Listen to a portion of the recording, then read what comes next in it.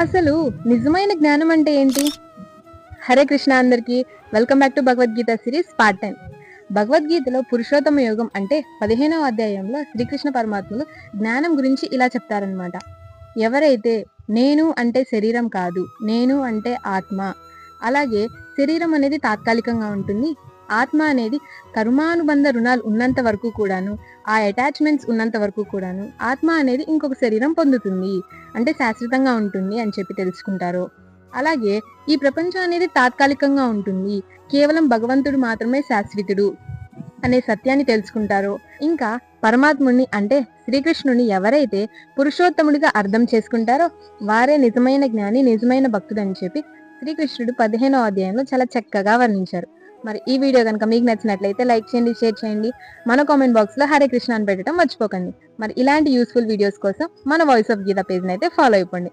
ఇంకొక వీడియోతో మీ ముందుంటాను. అంతవరకు సెలవు, నమస్కారం, జై శ్రీకృష్ణ.